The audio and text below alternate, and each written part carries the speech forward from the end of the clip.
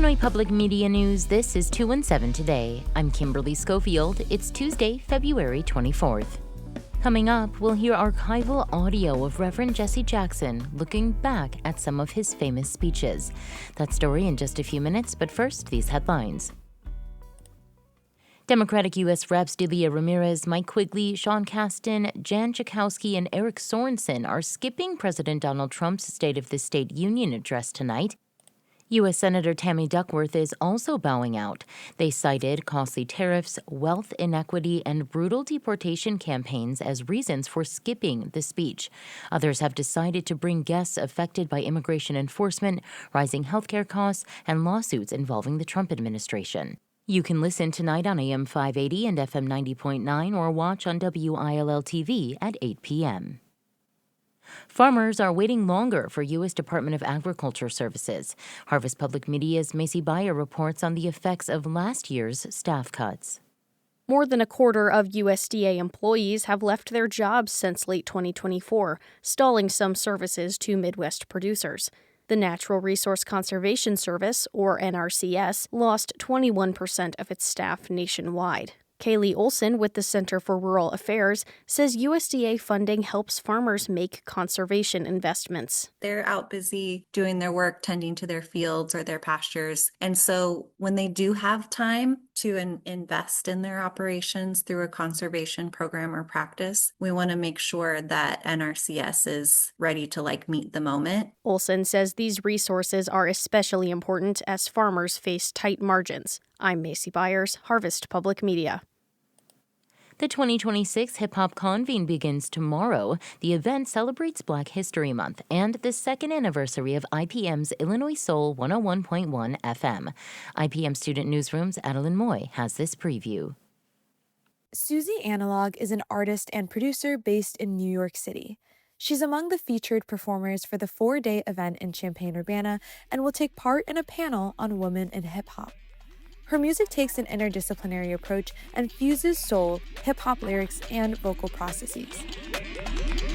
I don't have to get ready, I don't have to get Analog says she hopes to give people a new experience with an exciting performance and encourages everyone to attend, even if they may not consider themselves hip-hop fans. All you need to be into is human expression, really, and wanting to be inspired by something maybe that you don't understand so much. The convene will take place at venues across the CU area and runs through Saturday, February 28th. I'm Adeline Moy, IPM News.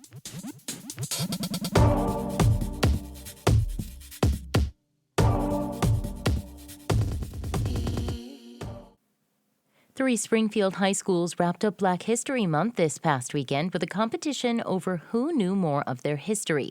IPM's Emily Hayes has more. Tensions were high for the first hour, with allegations of cheating and students gasping at the answers. But by the second hour, it was clear that last year's winners of the Springfield Black History Bowl would claim victory once again.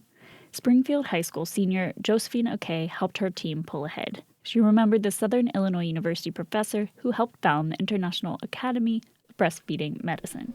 Dr. Victoria Johnson with SIU Medical. She was an advocate for women and teenage girls. So I remember that specifically because I want to go into the healthcare field one day. Okay says teaching Black history is a small step towards equality. And if other districts had their own Black History Bowls, they would be better for it. I'm Emily Hayes with IPM News.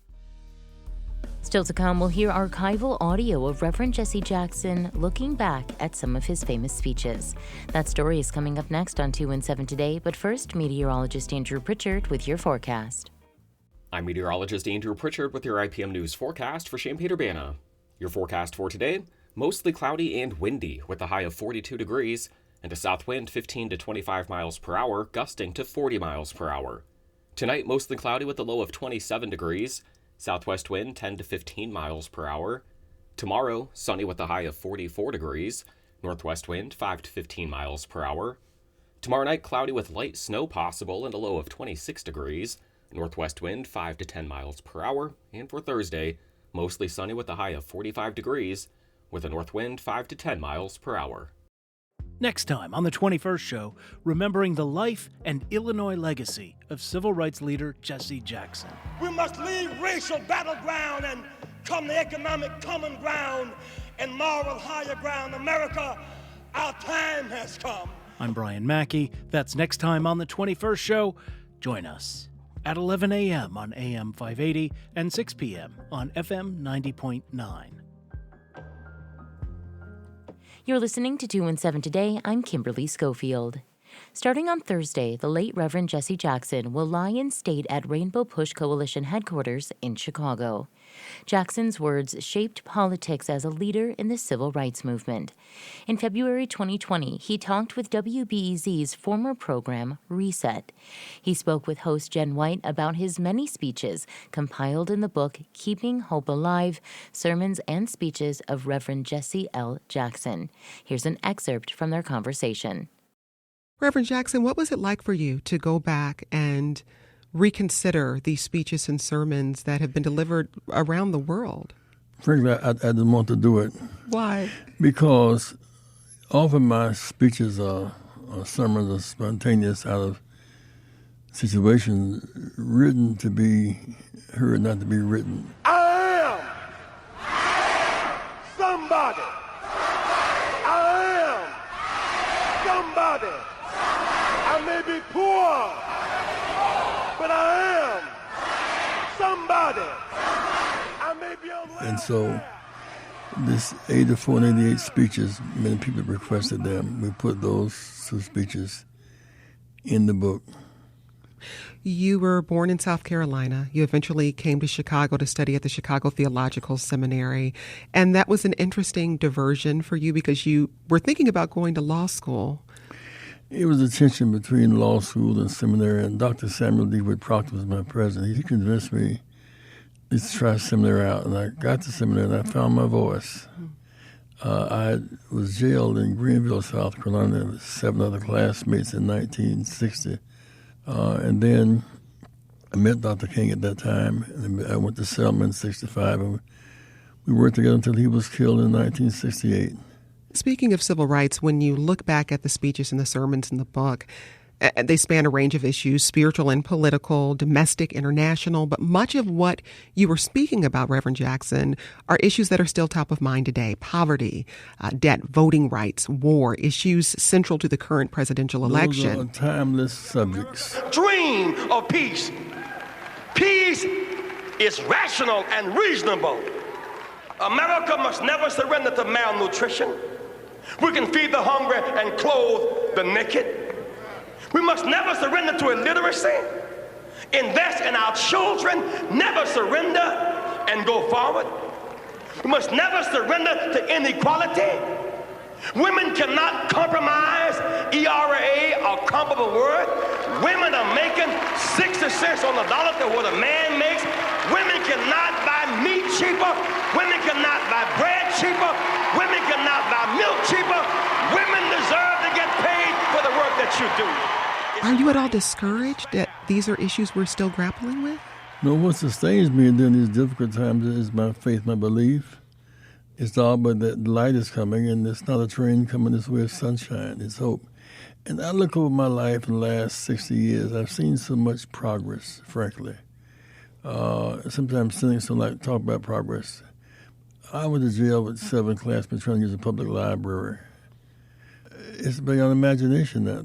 Texas to Florida to Maryland, we couldn't use a single public toilet. We couldn't buy ice cream at Howard Johnson. We couldn't rent a hotel room at Holiday Inn. We've come a long way.